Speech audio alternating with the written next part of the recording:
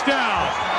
The route, and Randy Moss, without even really being able to run, as he shoots the moon to the pass, pumps to the left, 8 seconds left. He gets away from the pressure, fires to the end zone.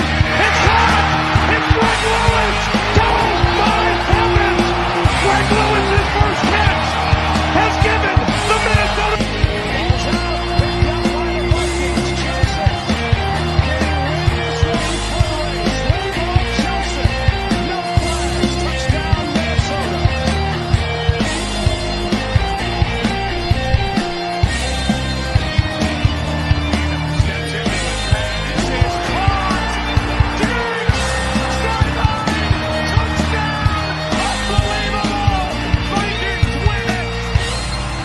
Four, 3, 2, 1, 0.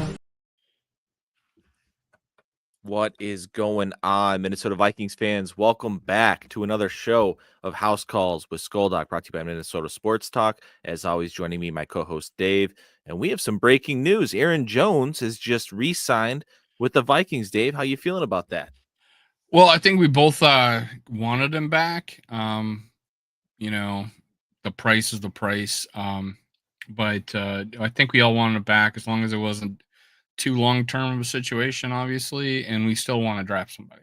100% still want to draft somebody that will complement him, a bigger back, stronger back that can get the short yardage, get the goal line, get the red zone threat. He had 3 touchdowns last year rushing, or just entirely. I forgot. We had 3 rushing touchdowns up until some point last year? I just don't remember, but yeah, we just need to do something more than this. But I mean, I'm pretty almost ho-hum about it, but it does check a box. Does check a box for us. It was kind of expected, I think. Yeah, I agree with you. With limited draft capital as of right now, it was probably unrealistic to expect 2 rookies to be picked. Now, you could probably sign an undrafted free agent in addition to drafting a rookie, but realistically, I felt like you had to bring back one of either Aaron Jones or Cam Akers, and they went with Aaron Jones. And I think the big reason why is because he does offer a lot in the passing game. Aaron Jones is an excellent receiving back, runs legitimate wide receiver stems out of the backfield. And he made big plays for us. Big plays. And I'm receiving. And it goes without saying that he is an A-plus character guy, right? Absolutely one of the best guys in the locker room. So I really wanted to come here on the live and break this contract down, because at first what you read is Aaron Jones is signed to a 2-year, $20 million contract with 13 guaranteed. Okay. And this is a lesson for us Vikings fans going into tomorrow when we start reading the news and seeing that sticker shock from all these contracts that are going out. The structure is very important versus how much money you're seeing. Okay. So Aaron Jones' contract structure is $13 million guaranteed over the 2 years. A lot of that is in the first year, with 11 million or so in the first year. And then next year, it basically sets him up with an option, meaning that the Vikings can get out of that and save a bunch of money if there's a big fall off this year. So they did give themselves an out. So essentially, this is a 1-year deal with a likely chance that he can live out the 2-year contract if everything goes well. And then you can see there's a couple void years that were placed on there in 2027 and 2028 for cap purposes. And I wouldn't worry too much about the void years, ladies and gentlemen, because the cap continues to go up and skyrocket. And so think of these void years as basically an interest-free payment to use future money now and not really get hit as hard in the future. So I don't think that you're going to have to worry a whole lot about that. So looking at this contract, I'm extremely, happy with it. I think it's fair value for Aaron Jones. Very low risk because you can let him go after this year. And I think it was important to bring him back if J.J. McCarthy is the guy for next year. He definitely needs a veteran back there who can lead the charge in the run game and catch some passes out of the backfield and great in the screen game, which is going to help McCarthy as well. Yeah, I think with this, the way the contract's set up, it's like, he's going to only hit us for $5 million next year on the cap, and as the production goes down, the value would be there. This year, take a bigger hit, and then in 3 years, when he's not on the team. We're going to be, $2.5 million dead cap money. We don't like dead cap money, but when you go look around the league, be pretty mild compared to the rest of the league. We were in deep shit this past year. 70 million dead cap money. So yeah, this is pennies to what we had to deal with this past year, 2024. Yeah, and that is why the Vikings are in such a great spot cap-wise, is because all that dead money is off the books, and a lot of that was with the Kirk Cousins deal. So now that is off the books, they got a fresh start, and it's going to be a fun couple of days. It was great to see Neal is them. like 20 million, right? Yep. It's going to be great. I mean, just having Aaron Jones, getting the party started today, but I would expect to hear some news pretty early in the process of some interior offensive linemen for the Vikings to help generate some more push for this run game. But I agree with you when it comes to Aaron Jones. The Vikings cannot lean on him as heavy next year. He definitely has to be more of a 50-50 split kind of a guy, and then use him on third downs. So the legal tampering starts on Tuesday, right? No, it starts tomorrow. Starts tomorrow? Yep. Okay. Yeah. For some reason, I thought it was Tuesday. I think it's because our thing was on Tuesday. But yeah, so it starts tomorrow. This is the good part of this is, and my first thought was, oh, we're getting this out of the way. What it tells me too is similar to last year, is that if someone hasn't signed by now, we may be moving on.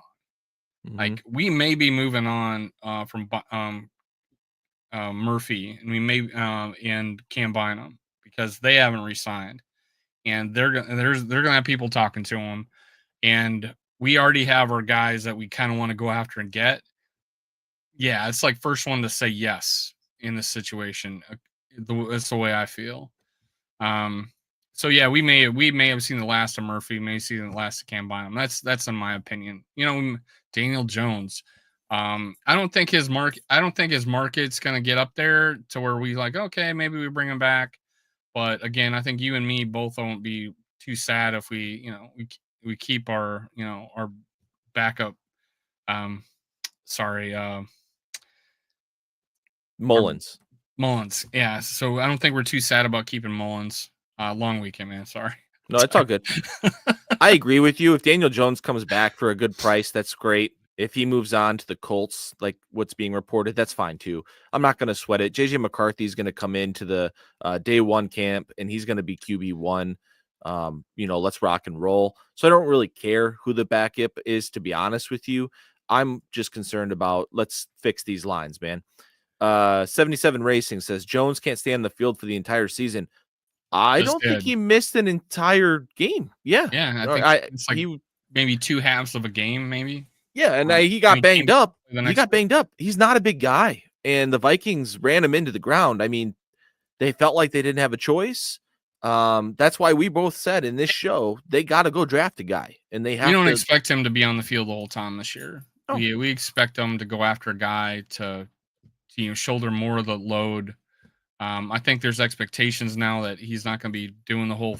I think we were really expecting, another running back to step up, and he didn't. That's why we went and got Cam Akers back, and then Cam Akers did start splitting some time with them late in the season. I think that's what we'll see more of if we get that rookie that we're hoping to get here, probably in the third round. Yeah, I agree. Aaron Jones is not a guy. He's not big enough. He's not a Derrick Henry to just ride him like a workhorse back 3 downs, series in and series out. So you're going to have to. Would it surprise you that we wouldn't, that if we drafted a running back with our first pick after we've done this, or do you feel like would that surprise you? Yeah, that would surprise me. Yeah. And then speaking to Bynum and Murphy, like you were saying earlier, I saw a report that Murphy was the head of the Raiders wish list, and that's the team with the most cap space, or one of the teams with the most cap space. And then I saw another report that Bynum could command about the same amount of money as Javon Holland, who's regarded as the top safety on the market. So apparently teams want Cam Bynum bad. And then another thing is Cam Robinson, the left tackle, not that we really want him back, but he's set to be one of the top left tackles available on the market. So I think we were in agreement with we're completely fine with all these 3 guys going at that prices like that. Yeah. I did kind of think, hey, we could bring Murphy back. I think you agree that we'd prefer Murphy back than Bynum at prices like that. But there are cornerbacks out there, and we did a last show we talked about a few that we'd be really cool with getting, and I think would actually be good fits and make our team a little more scrappy and man and bump and run and better than what maybe Cam Bynum does, where he's like off the receiver, snagging overthrows. He's not exactly the glue type of cornerback that we kind of hope for. But again, well good enough to be a CB2 in this league, but he's gonna get paid like a CB1. Right, and that's the thing is the Vikings need bodies in the secondary, plural, and you can get 2 guys for the price of what Murphy's expected to make on the market. Like you said, guys who can play man coverage, not something that's technically, Byron Murphy special. And then the Although other he's thing not bad at it. He's not bad at it. He's no, made it's just some not his plays forte. yeah. But then the other thing is I get it, like inflation exists, but I really don't want to pay Byron Murphy more than like what Jalen Johnson makes, right? The corner for the Bears, who is a shutdown type guy, division rival, and you're paying your guy more and he's an inferior talent. And it's like, I don't really want to get into that. I'd just rather go out and get a couple other guys. Now, speaking to the market of these 3 dudes that we're talking about leaving, this sets up really well for the Vikings comp pick formula going into next year, with Sam Darnold expected to make big money, Bynum, Murphy expected to make big money, possibly Cam Robinson expected to make big money. And there's one other guy, Daniel Jones. If he goes out and leaves us, that's going to, count towards the formula as well. Now, the Vikings are going to go out for over the next couple of days and certainly get a lot of these free agents from other teams. So like that's going to have to balance itself out.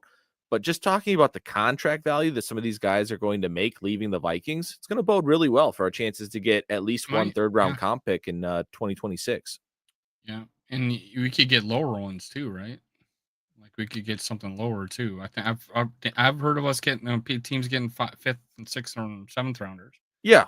So 3rd-round comp pick is the highest it goes, and generally when you have a quarterback leave, you're going to get a 3rd-round comp pick. Yeah. Now, what do you feel like the defensive tackle situation with a couple of D tackles out there that, like Washington's D tackle being let go? Yeah, Jonathan Allen released. He's certainly, 30-year-old guy. It's been a couple years since his dominant pass rushing years, but he is someone who can come in, help you stop the run, but generate more push than we've seen in Minnesota in a while. Jonathan Hargrave from the 49ers is another guy who's available. He's been better in the pass rush department as of late compared to Jonathan Allen, but he is coming back from a triceps injury. He should be ready to roll, though, for training camp. That's a guy I would probably prefer over Jonathan Allen. And then there was a guy who was just released from the Niners as well. I forget his name right now, but Jonathan Grenard actually tweeted out today some highlights of him and with like some eyeballs emoji. So go check that out. And he looks impressive, and he had some good PFF grades in terms of pass rushing. So thought it was interesting that Jonathan Grenard, A, highlighted this guy, and B, put it out there in the public. Like, yes, we need some help. Like, get some dudes to push the middle, because who's going to get to clean up on all that pressure? Jonathan Grenard. Right. Well, and then when you have offensive line play those players, you can always ask him, "What do you think of this guy?" And, oh yeah, he's a beast. If I was a GM, I would be asking players, "Well, how good is this guy? You played him, because we did play, San Francisco. We did play. I don't know when was the last time we played Washington, but we did. We have played these teams. I think it was 22, didn't we? Yeah, with the referee. Yeah, they're right. Ran into us. Yeah. Cam Bynum. So, yeah, Cam Bynum. That's right. But yeah, I'm just asking those players. And then it did like that D tackle from the Chiefs get re-signed, right? He hasn't been re-signed yet. He's not. Wharton, I think his name is. Yeah. So it's like there's gonna be people hopefully available, and even if you just get one that is a difference maker in the D tackle spot would bode well. But now I think we need 2 corners. So we need 2 corners. We need maybe a safety, and we need a D tackle. And then we need at least one guard, if not 2 offensive guards or center combination, or all 3. That's a lot of money that takes up everything. But if you do that, then you're not worried about, you having to, with the draft picks you have, or very minimal draft picks you have, you don't have to worry about that as much. You take best player available then, just pure best player available. And that's a situation where, hell, maybe a running back is the best player available, or a receiver, and we've ran across that and just made us that much better. Now, what do you feel about bringing in a receiver from free agency? Yeah, I'm There's all all for sorts it. of talk about that. I'm all for it. They're expensive. You see these $10 million contracts going out to Tutu, Atwell, and whoever else, and it's like their third, fourth wide receivers making 10 million a year. It's crazy. So we'll see. That's kind of low in my totem pole right now. Like, add a body or two, sure, but I'd like to see Trent Sherfield come back. Excellent special teamer, can run block a little bit. Yeah, I was fine with our wide receiver room. I know. I think you and I are both saying we need a guy to that might be a little difference maker in the return game. Especially, well, it's almost like we punted the idea of returning kickoffs, but at least I want a sure-handed punt returner that can break one every once in a while. And we may have somewhat sure-handed, but we don't have a guy that can break one. Yeah, Greg Dortch is a name that a lot of people are throwing out there with punt return ability. He's quicker than fast. He's a slot type guy. Dortch the Torch. There you go. Him. There you go. Yep, Dortch the Torch.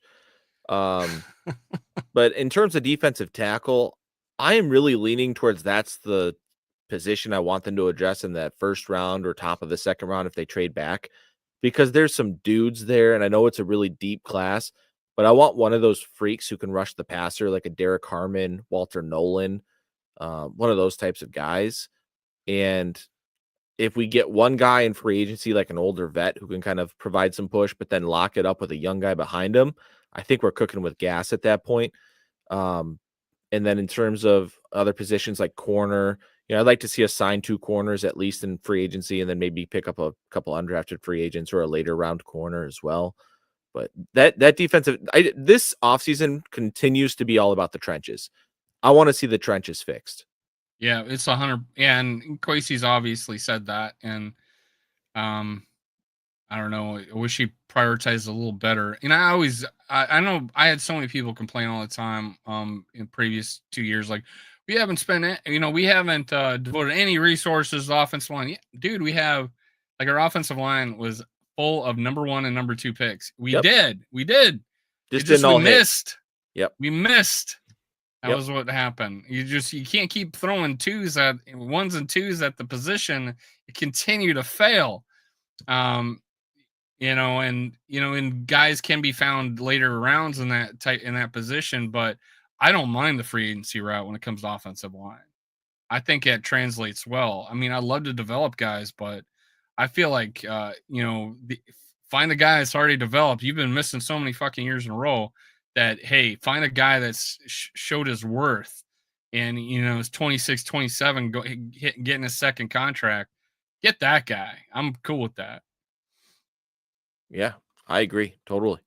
Mike Sullivan says the Vikings will draft a running back, and we totally agree with you, Mike. They will 100%. I think it's the 3rd round pick. If not, we make a splash with the 1st round if we've traded down, and we've now that we've re-signed Aaron Jones. And if depends on free agency, like I just said a little bit earlier, free agency, if we fill all our boxes, best player available and biggest splash player, whatever, I think we could do that. I kind of right now think 3rd round it would be the sweet spot. And honestly, I think Skoldock here too. If we traded down from the first, in the 1st round, traded down maybe once or twice, we might get a 3rd round pick, an extra 3rd round pick, making that running back spot even sweeter for us in the 3rd round. Yeah, and I'm still hoping my guy Caleb Johnson falls unexpectedly. That's my dude. God, he's good. Who's the other guy? By the way, I do think that we should talk a little bit about our flavor since we've kept Aaron Jones. I think you need a little bit of a guy with a little bit of thunder to him, a little bit of size to be your goal line back, but to also kind of take like your David Montgomery to the Gibbs, right? Your Knuckles to the Sonic. Well, So Omari and Hampton is kind of that guy, right? yeah, I just think he'll be gone by the time that the Yeah. Vikings are realistically picking. Scattaboo, I think it makes sense. Well, I wouldn't take him in the third though, but much later maybe. I think he's projected third, fourth round CBS has him ranked 15th of the running backs. Okay. Yeah. I've seen him much higher than that on some Yeah, lists. I've seen that much higher, and I've drafted him. I think I drafted him. I think we drafted him, right? Didn't we take him in the 5th round? Something like that. Yeah.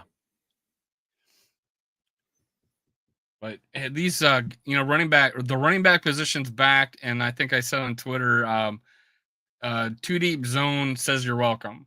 Yes, you're right. It all has to do with the new defensive philosophies out there. Don't give up the big play. Now running backs are eaten again. Yep. Dave, who do you think is the first name we see tomorrow? The Vikings have agreed to terms with this guy. I got a guy in mind if you need to think a little bit about it. Go ahead with yours.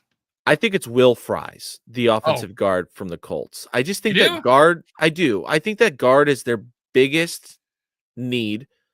They've publicly said that they want to address that.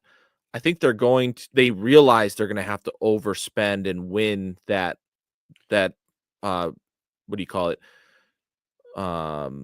Bid, I guess, for him. And then I think that shortly after that, we're going to see a corner of some sort. I'm hoping for DJ Reed, but it could be Paulson Adebo. It could be anybody, right? Asante Samuel Jr. Who knows? But I do think that guard is the first tick. And then I think that corner will be the second.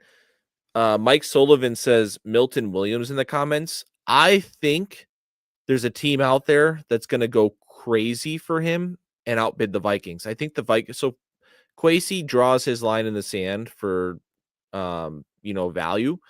And for a guy like Milton Williams, who is not a 3-down player on the line, he's more of a pass rushing specialist, and he's projected to make like 25 million. I think that somebody like the Patriots just goes nuts and pays that guy. I doubt that it's the Vikings, although I've heard the Vikings like him. So we'll see. I have much more conviction for Will Fries because to me, he's coming off the the tibia fracture, which he had surgery on. He should be good to go. I have much less concern regarding that injury coming back than I do with James Daniels and the Achilles or Tevin Jenkins and his back history. So I think Will Fries is a safer bet, and he was playing great ball at the beginning of the year before the injury. And we've also heard that the Vikings have interest in him. I think that he's the first domino, in my opinion. Yeah, obviously that's a good one. I would probably throw out Reed. And wasn't there a D tackle that said they had mutual interest recently? I think it was Jonathan Allen, if I recall. And that's another point to Mike's point about Mike Sullivan says that they lost out to Wilkerson last year from the Dolphins, and they were in second place, I believe, on that bid to the Raiders, who went crazy and paid him a ton of money. The thing is, the Vikings have options at defensive tackle in terms of veterans who can provide some more pass rush ability. We've talked about Jonathan Allen. We talked about Hargrave. We talked about Wharton from Kansas City. There's dudes out there. Levi from the Lions. He's a much cheaper option. There's dudes out there who are vets who can rush the passer, not to the level of Milton Williams, don't get me wrong, but can rush the passer and get you some pressure numbers from the interior and not break your back against the cap. And these guys are a little bit more sturdy against the run than what Williams offers you as well. So that's just my opinion. I'd be surprised if the Vikings are the ones that win that sweepstakes for Milton Williams. But I'd be much more surprised if they don't land Will Fries. I have a lot of conviction about Will Fries being a Viking. Well, he's like my number one guy that I want. So yeah, that would excite me. I'm glad you're saying that. But and it's tough to. Doesn't Indy have money? I don't know what's their situation, but we're in a better situation than Indy, I think. So that goes a lot away with pulling a guy away and with money and he's coming off an injury for them. They might be a little skeptical of how much money they're going to give. maybe who knows what the situation is. The owner's kind of a prick. It's like all sorts of things wrong with it. Staying in Indy. Yeah, we're a good situation. I could see that happening, and maybe we overbid a little bit. I know you said he drives money in the sand. This is a little the money he gave to Aaron Jones for me was unexpected. Honestly, I thought it was going to be less. So this kind of shows me that he is a little willing to spend tomorrow. So that's great. When I first saw 2 for $20, that was surprising. I thought that was a lot. But then when we looked at the 10 contract, million, it's like $2 million shorter than Adrian Peterson, right? But when we looked at the contract structure, I was like, oh, that makes sense. It's much less than you think, based on how it's structured. So, and I think, again, that's how we started the show. I think we're going to see that a lot with these free agents. We're going to be like, whoa, that is a lot of money for Will Fries. And then they'll show you the structure and you'll be like, oh, okay, there's 4 void years on this thing. And the cap hits are really low compared to what you would think. Well, for me, it was like, oh, we're spending money into the second year. I'm like, I wasn't expecting that. So I didn't, but he did outplay his contract. So I get it. And maybe a running back needy team would snatch him up. So they know the market better than me. So I get it. But the fact that running backs are making so much more money now, it's encouraging because I do like running in football, especially if the Vikings can do it, especially at the goal line. But yeah, just he's not a complete back anymore. Can he score touchdowns? That's why I want to see touchdowns. Am I going to give $10 to $12 million in the first year? That seems like that's his cap hit, right? 12 million the first year. That's a big hit. No, first year 4.8 cap hit. Is it? Well, yeah. Second year 12.8. I'm pulling it up again. See, cap number 2025 4.8. Okay.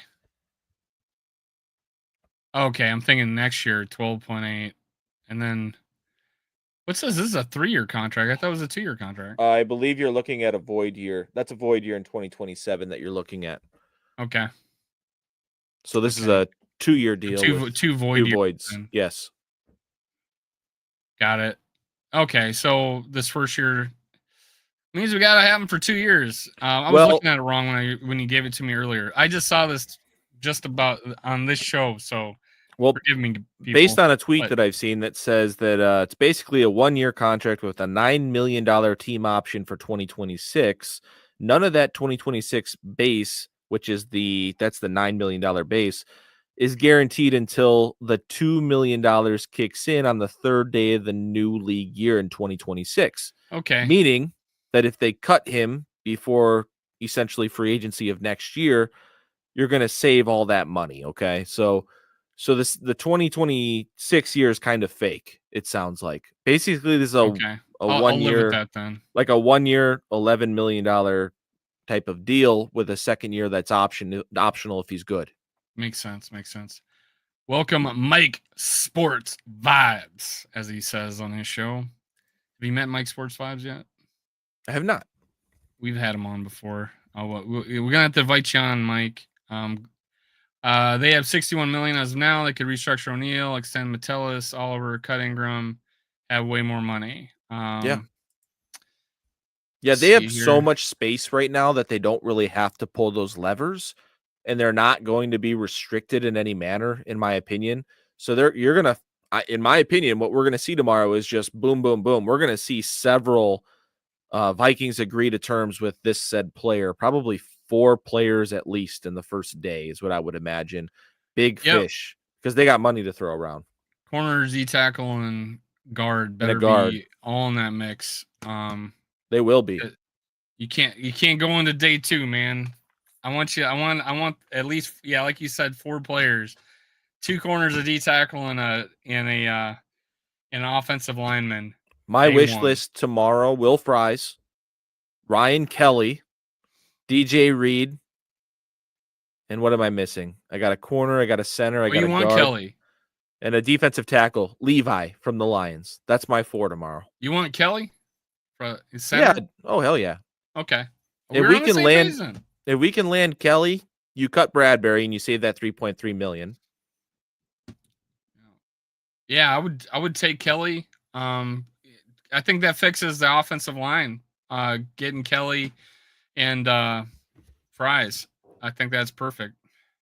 Let's talk about Shout out to DJ Ali Metcalf. for also agreeing with that. Yeah, dude. Let's talk about DJ Metcalf to the Steelers, brought up by Daniel in the comment section here. It's two badass big receivers on that team. Yeah, two head cases. Well, they're love big, DK, but so their heads. Yeah, those are two guys who will hit you, but will also hit you after the whistle. No, I love it. I mean, good for the Steelers. With Pickens, I saw some speculation. Maybe they try to move him after this trade. If they don't and they keep him, you have two vertical threats who can block well and win anywhere on the field. Now, when I saw this, I thought to myself, did Sam Darnold just prefer to go to the Steelers instead of the Seahawks, right? Because he was linked to the Seahawks, but now if the Steelers call him, and I did see some insiders saying that the Steelers will make an offer to Darnold, I think I'd choose the Steelers, man, with that defense, with those weapons. Why not, dude? They're ready to go. So, quick, Aaron Banks. That's the guy I was kind of thinking of about maybe there was mutual interest. That's interesting because I've seen Darren Doogie Wolfson say that they did not have interest in Banks. Okay. So Banks, we just splashed water on that mic. Banks is a big dude, good run blocker, not great in the pass blocking game. We'll see. Yeah, I didn't even think about Darnold going to the Steelers, but now that you mention it, it's like, yeah, that'd be a good situation for him. Hell yeah. They're ready to go. I think he's a great downfield passer, which is what DK and Pickens need. Yeah. And we found that out this year, that he's good throwing the ball downfield. They have a better run game than us, so you can support them a little bit more with the running game. I think Darnold should go to the Steelers. It's probably where he now it is a maybe tougher crowd. They want to get rid of their head coach, and now they're bringing in Sam Darnold, and it's like you're kind of walking into that. Not everybody does. I talk to Steeler fans, and I get like a 50-50 situation when they get in my car, and I'm like, I tell them like he was the best defense in my lifetime. His 1 year as their D coordinator, man. Well, at least one in my cognizant lifetime, because I was a baby when they were this Purple People Eaters. But it was the best defense I think we ever had at the time. I was killing it, Williams Wall and all that, and then he hasn't had a losing season since he's been a head coach. I don't get rid of that. But but Darnold coming in would make sense. Would make a lot of sense, and I would love to throw to two big guys. That's something we really haven't had. I mean, Justin Jefferson's not a big guy. He's long. I agree. He's long, and he can catch 50-50 balls. These guys are beasts. Like, they muscle people. Some we haven't had. Yeah, I agree. Mike wants to see the Vikings pick up Jimmy Garoppolo. David does not want to see that. We talked about it. I get it. Dave and I really don't mind who the backup is, to be honest with you, because from day one, it's JJ's team. And if your starter, JJ, goes down to injury, the backup is, at best going to win 50% of your games. So it's not worth blowing a ton of money on. So we were both fine with Mullins as the backup as needed. He knows the offense, he can distribute the ball. So, but I agree with you. Garoppolo is a good backup in this league. He's a winner. He's smart. Probably knows the system. He's been with the Rams. So I would be fine with him. I'm okay with anybody who's accepted their role and can actually contribute. And I just know that our guy already does that, and go out and get another guy that has to learn the offense. Who's teaching who then? You know what I'm saying? Who's teaching who then? I want a guy. I want a guy like Mullins who, like I said, I thought he knew the offense better than Kirk. He just, he's calling out coverages and protections, and I got guys in motion when he came in as the backup last year, or in 2023. He just looked like he knew where things to go. It's just his arm strength's not there. So I like that guy that knows the offense to be able to, teach or help or guide JJ that is completely fine with his role. The guy always has a smile on his face. Damn near cried when he lost, like, he threw that last I think he did cry when he threw that interception. He felt like he let the Minnesota Vikings down. But honestly, throwing for almost 400 yards against one of the best teams in the league and almost winning the game, I'm like, dude, you're okay. I felt like that guy can come in and win games with us. And I said this several times in my show over the years, that not many guys have, thrown blowouts in this league. And he's in other, on other teams with less talent, he's led teams in with blowouts from the other team. I think 2 or 3.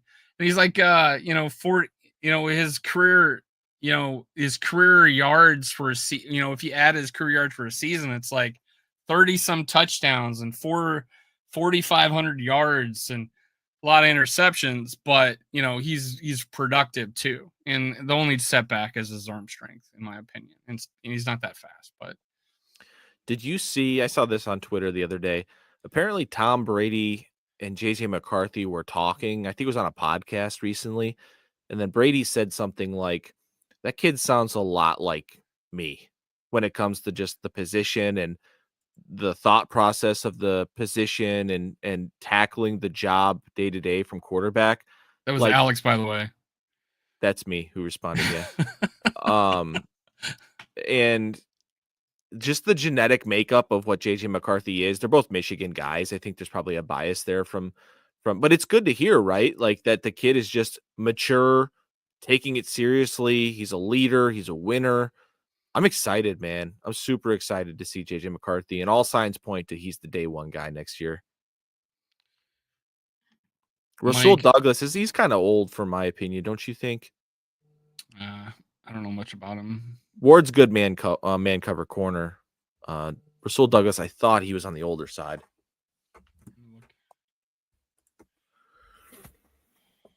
Yeah, Ward, I think that's a sad story. I think he lost his child, like 2-year-old girl, tragically, and it just hurts him and his wife too much to stay in the Bay Area. They're looking for a fresh start, but the guy's a good football player.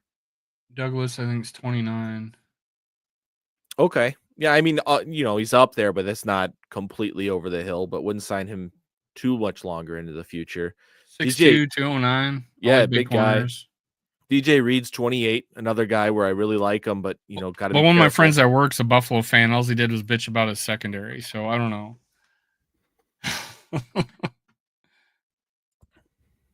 Can't really bitch about too much as a Buffalo fan, right?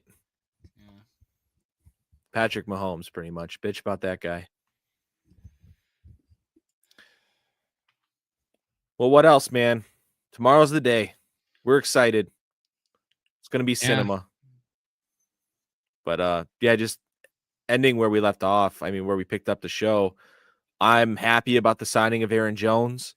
I think that we kind of take him for granted a little bit with just how things kind of trailed off at the end of the year because he was beat up and our offensive line wasn't generating any push. But at the beginning of the season when he was fresh, he was different, dude. Yeah. Yeah. And there's times where it's like he break one, and he didn't look like he missed a step, but he really helped us in the receiving game. He had over 400 yards receiving, so and that was huge. I keep going back to JJ McCarthy's playing. You're going to see some boot type things and some quick stuff to Aaron Jones just to get the ball out of his hands because that's easy stuff.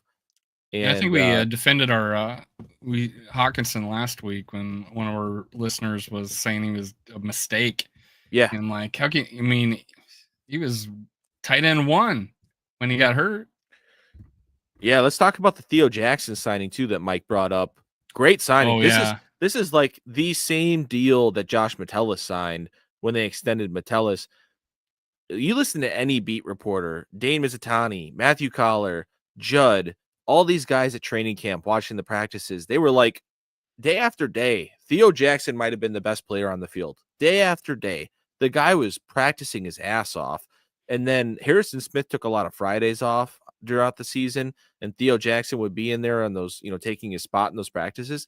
And he was like practice player of the week, a lot of those weeks because of how good he was in practice. I mean, this guy just wasn't on the field because he had great players ahead of him. And, Flores didn't want to sit Harrison Smith because Harrison Smith is the quarterback of our defense. He's making sure that we're in the right stuff. Alec Lewis from The Athletic said in his show the other day that people don't really realize this, but Flores will send in like 3 or 4 calls in a given situation, and Harrison Smith is the guy that evaluates the personnel, the down and distance, the look that they're getting, the keys, and he will make sure they're in the right call every time. So it's hard to take that guy off the field. And by the way, we still don't know if Harry's coming back, right? We haven't heard anything. Well, I was going to bring that up is like, don't you feel like we won't know until after how much money we spent, right? And I think that he's coming back, and I think they know that. I don't know why it hasn't been announced. But this is kind of like when they need to know. Tomorrow. They need to know what their cap constraints you're right. are. Because he's a free agent, right? He's Well, I think he's got like this fake contract thing where if he's still on the team this coming year, it's going to be crazy money. When's the new league years started, right? Yeah, but there's different deadlines per contracts. So contract details. Damn, I thought Daniel was coming at me there for a second. Bring up Bull Fat Boy. I thought, yeah, dude. I was like, damn, dude. I've been in the body gym. Positivity here. No, Yogi's on the Yogi. Shit, Dan. Fat boy. He's self-described fat boy. Yogi. Another guy I haven't talked to in a while. That's why I'm growing this out, you on, dude. man. Good to have you on, Yogi. He's the guy I told this. That's who I told you did my logo. Fat Yogi? What's up, man? Yeah. Oh, what I was gonna say? Spot track. Yeah, if your comments, just keep throwing out things you want to talk about. We'll keep it going. So we run out of stuff to say. This year, 20 void years next year, 25 million. See, it's the fake contract though. That's not really gonna hit. So they're gonna do something about that. Yeah, it's only a dead cap is 9 million. Who's Collins, Mike?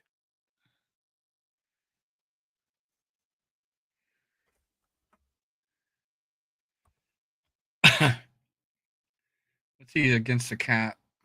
Dead cap. Cap hits 6.5 million. So I mean, it's not too bad for Harrison Smith. I don't think they'd rework his contract. And they didn't give him a pay cut last time. They just reworked his contract, put it shit into dead money. But that's a big hit. 26. We're gonna hit 25 million on Harrison Smith. So People to hopes bringing up Aaron Rodgers possibly being a thing. So first of all, if you read the reports about Aaron Rodgers coming to the Vikings, it's always saying like there's a possibility the Vikings could look at Aaron Rodgers. Like there's been nothing from the Vikings camp that remotely ties them to here. Ben Albright, who's pretty plugged in, has said hell no. Darren Doogie Wolfson has said hell no. Crack Rock. Yeah, Crack Rock has said hell no. I love Crack Rock, by the way. That dude's right all the time. So I actually asked him to come on my show and he said yes, and then he went ghost on me. That's okay. That was wild. But so when it comes to Aaron Rodgers, of course we don't want him. I don't think it's realistic. It's not going to happen. But what I find interesting is if you go on Packers Twitter, they're terrified of it. They're scared to death of it. You know, they're like, oh my God, can you imagine Aaron Rodgers and JJ? And earlier today, they were like Devontae Adams because he's going to follow him there. You know, Hawkinson. That's the only reason I would even consider it is Devontae Adams came and played with us too. Yeah, but he signed with the Rams today. Did you know that? Oh no, shit. He signed a 2-year two-year deal with the Rams, 40-something guaranteed.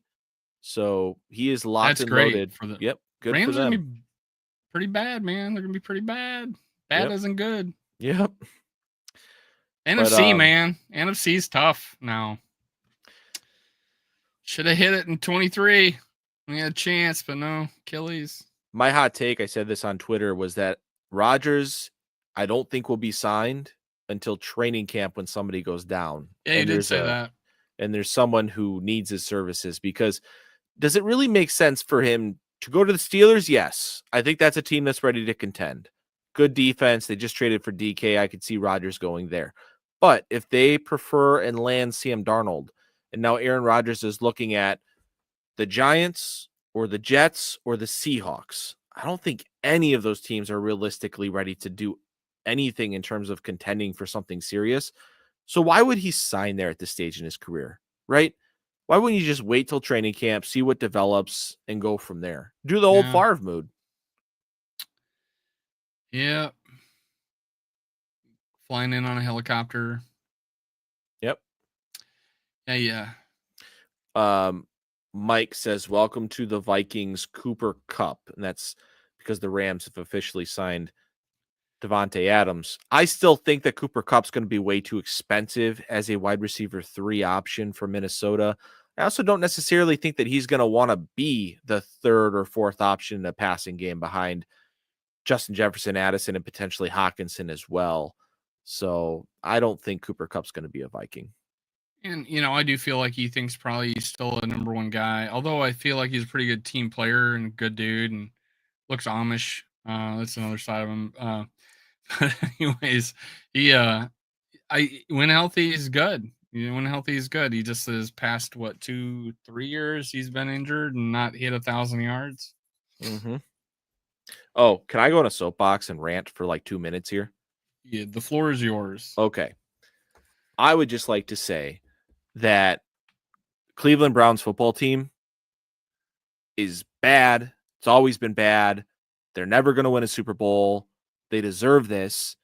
For them to have the opportunity to move Myles Garrett, the best defensive end in the league, and instead give him the most amount of money any quarterback's ever made, to tie him down to a team that's going nowhere for several years because they hired they went out and gave all this money to a guy with all these allegations against, massage therapists. We won't mention his name. Allegedly, definitely, but yes.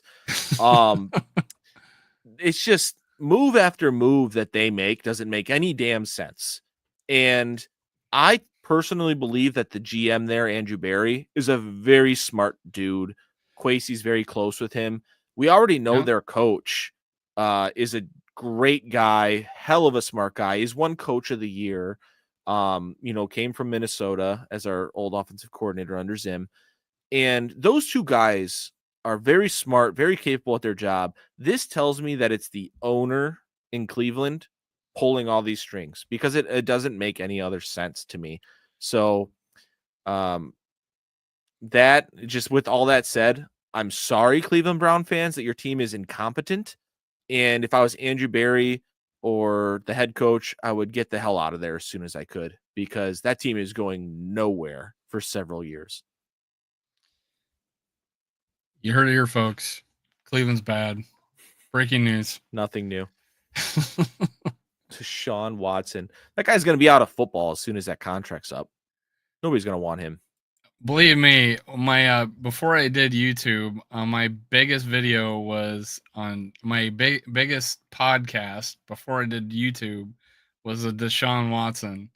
And I can't believe how many across the board, not going to name names on YouTube, on big names, wanted that guy, man. And I'm like, fuck no. I think I was on the fence. I was like, maybe. But God, that was bad. Who knew that he'd be this damn bad, though?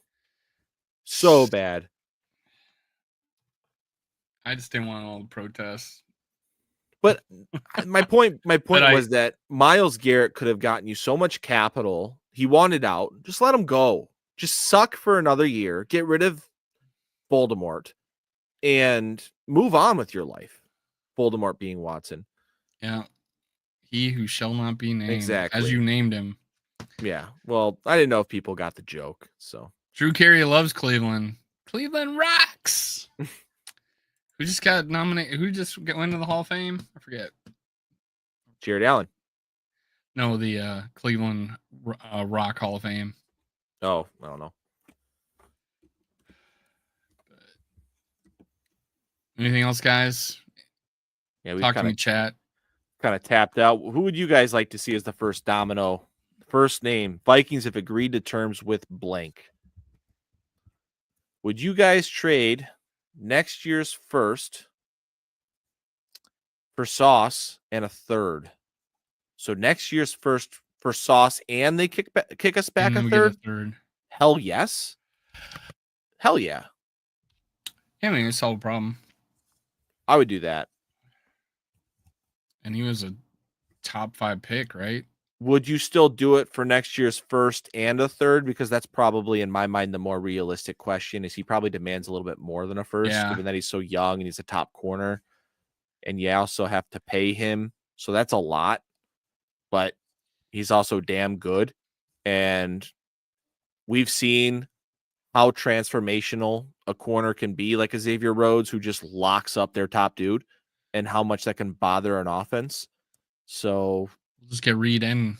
The question is, how close do you think you are to contending? How many other holes can you fill with the money that you have available?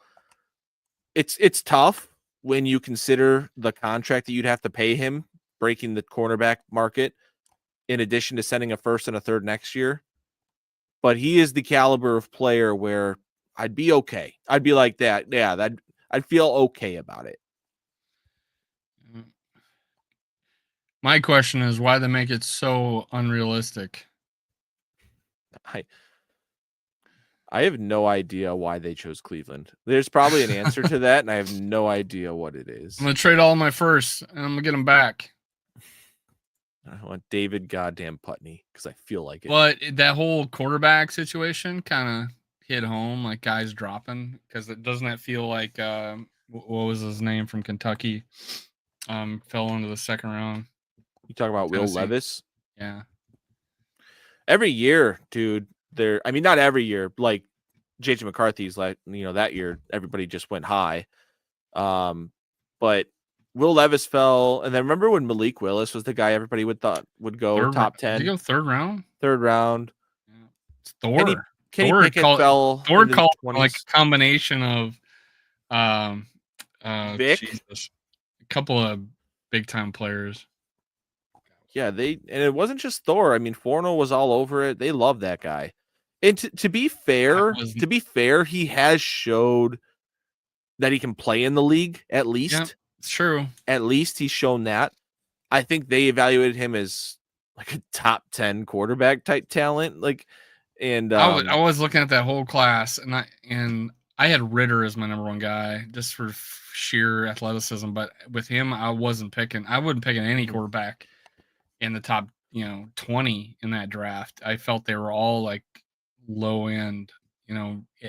I knew someone would go in the first, right? I thought someone would go in the first. Who ended up going first? Among who? Of the quarterbacks that year, I forgot who ended up going first. Ritter went pretty decently early, like second round, didn't he? I don't know. I'd have to go back and look at that class. I don't remember, honestly. They were talking about, oh my gosh, look at how he gave money to a homeless dude outside the draft combine, and oh my god, look how big of a leader he is. The scuttlebutt he seems like a great guy. Yep. The scuttlebutt now is that Shedeur Sanders could fall out of the first round. I don't think so. We'll see. I don't know. I always go back to, and this is something that Matthew Collar always talks about when it comes to Shedeur, is like, his comp is kind of Teddy Bridgewater, who went 32nd overall in the draft. And the reason is it's just hard to win from the pocket nowadays. Joe Burrow does it like at a phenomenal level, but even he takes a lot of hits. Bridgewater fell because of his awful combine performance, right? Or no, it was pro day. Was it a pro day or combine? It was the pro day. Pro day that he didn't wear gloves, and then he did a private workout with us. Do we really know that, though? I'm just asking, like, if we take a step back and we ask ourselves, do you really think it was the pro day that tanked his stock? Or do you think it was the fact that he didn't have a fantastic arm? He didn't have explosive running ability. He didn't have elite physical tools, right? And if you don't have elite physical tools, you typically don't go early in the first round. But yes, people latched on to his bad pro day when he decided to not wear gloves. You don't see bad pro days from a quarterback. Correct. That's what I'm saying. But what I'm saying is, like, I don't know how much, if we asked all these GMs, like, hey, was it really the pro day? Or if you asked them, they would just be like, No, I just evaluated him as a late first-round quarterback or a second-round quarterback. Well, a lot of them will do, but they'll put the quarterback, they'll weight the quarterback position higher, based on just not enough availability of good players at that position that they tend to go higher. But yeah, I mean, I was super excited when we went up and got him. I really did. I thought he was, great pick, and I thought he was growing. He's got a Super Bowl ring now, right? Doesn't he got a Super Bowl ring or no? Teddy? Yeah, didn't he? Who did he play for? No, Oh, he was went to the the Lions. backup. He lost the NFC title game or the first or second round of the playoffs again. So Yogi wants to see Tevin Jenkins and James Daniels. Now, we have agreed that we would also like 2 guards to come in here, or center and a guard. We would like at least 2 of the 3 interior offensive linemen upgraded. But in terms of Tevin Jenkins, his ability to not miss games, to be available, is in question. He missed a lot of games for the Chicago Bears. And I believe a lot of those games was due to lower back issues, which can be chronic, and that does scare me. So I'm a little nervous on Tevin Jenkins. But with that said, if that clears out and the Vikings feel comfortable with his medicals, he's a clear upgrade. He's a good run blocker. He's an okay pass blocker. Be very happy with him if he can stay healthy. As for James Daniels, he had a full-blown Achilles rupture, end-to-end repair. That makes me nervous for those big dudes coming back from the full-blown ruptures. So little nervous on James Daniels. But again, if they clear him medically, I'll feel good about it. What happened? O'Neal's Achilles. What was that? Yeah, so from what I understand, from what was reported, that was a partial tear of the insertion of the Achilles. So when it comes to the Achilles tendon, you can either tear it where it meets the heel bone, insertional, or mid substance, meaning like in the middle of the tendon. Okay. Mm-hmm. The middle of the tendon is the tougher one to come back from because you have to repair it end to end. You're relying on that to heal, and it just takes a while for that strength to come back. And the re-rupture rate is a little bit higher than when it's insertional into the heel bone. So when he had that split thickness tear near the heel bone, they fixed that up. They put a little bone anchor, the same thing, the speed bridge you heard about. That's what Aaron Rodgers had to tack that back into the heel bone, make it strong. That's why his recovery was a lot easier, and his risk of recurrence of that coming back was much lower. And he's been great since that injury. He's been totally fine. He picks one game a year though to kind of suck it up, but predominantly every game is just a gamer. I want to highlight another thing that Yogi said. He says he wants to hear about Levi. I do too. I think he's a good pressure guy up the middle. He had 9 pressure against the Vikings in that Week 18 game against us. And Malik Collins, that's the Niner that Grenard highlighted. If you guys, after the show, go on Twitter and search up Jonathan Grenard's Twitter handle and look at that video he tweeted out highlighting Malik Collins. I'll take a look. Mike says we agree on freeze for sure. This is a pro freeze channel. Oh, sorry, we're both playing around with it. I'm sorry. Go ahead. We another freeze, and but I wanted to bring this up because he mentioned Scherf. Now the scuttlebutt is that Scherf, he's from the Iowa area, grew up a Vikings fan. His families are Vikings fans, and he, from what I've heard through Score North, emails or whatever that's sent to them, you never know how true some of those are, but a couple of them have been spot on. Apparently he would like to be a Minnesota Viking. And if he wants to sign a 1-year deal with us and we end up with Will Fries and Brandon Scherf, bring it on, man. That'll be fun. I'm ready, man. I'm ready for this offensive line to be fixed permanently. With that said, Darisaw, I just need you not to get hurt ever again. I know. That was such a crappy injury too, when people just you know what I mean? People just get rolled up on you. It's tough. This Tootin guy that Yogi's talking about, he's a sleeper. That guy killed the combine. Absolute stud. We'll see how high he goes, though. I've heard his stock can go all the way up into the second round now. So we'll see. Mike says that Collins outplayed Hargrave this year with the Niners. Yeah, but I think Hargrave was playing with a torn triceps for a little while before he was shut down. That probably has a little bit to do with that. Hargrave is a freaking beast, dude. If he's healthy, give me that guy.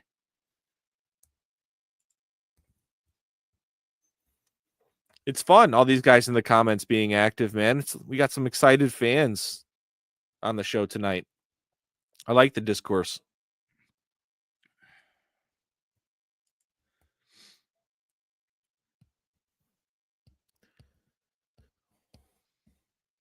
Well, I think we should put a bow on it. I think we're all tapped out of questions.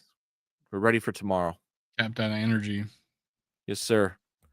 Thank you, everybody, for joining us tonight. This is a good hour on the live. We talked about a lot. We started with Aaron Jones coming back to the Minnesota Vikings. And then we finished with Yogi yelling "Trade Hawk" really loudly in the comments section.